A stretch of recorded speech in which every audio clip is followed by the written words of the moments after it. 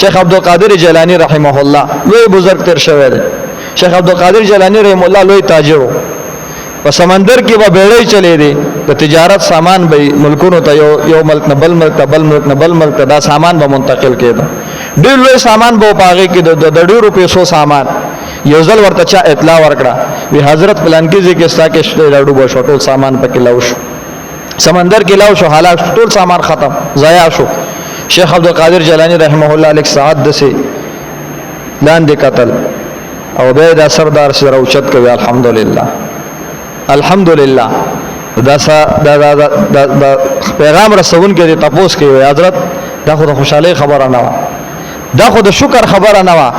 ته خو تاسو سونه لوی تکلیف ورسېده سونه لوی زیاده مال وشو.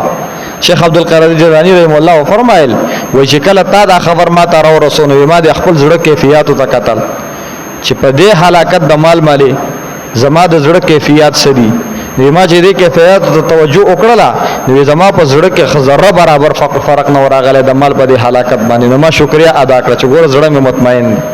کدا مال راضي او د مال زی زما د زړه کیفیت نه بدلیږي په دې د الله شکر ادا کوم الحمدلله د الله شکر دې دا خو د لاس خیر ادا د مال خو راضي او د مال زی نو په دې مې د الله شکر ادا کوم. نو تکلیف مالي چې ستاسو د زړه کیفیت بدل نشي او بیا د نظر د الله په ذات وي نو دې ته بیا ویل کېږي صبر. نو صبر د الله فرمایي ان الله مع الصابرین دا تکالیف راځي او تکلیف شرع شتا سماو یو د تکلیف دراتلو نه پس الله تبارک وتعالى اجر ورکي او دویم د الله په هر فیصله کې حکمت هر فیصله کې سبا دي تکلیف کې ستاده لپاره خیر دی الله پتا تکلیف راويست سبا دي سخت کې بدی بیماری کې ستاده لپاره خیر دی الله تبارک وتعالى په دمه له سخت راويست دا تکلیف پتا راويست الله په فیصله کې خیر وي.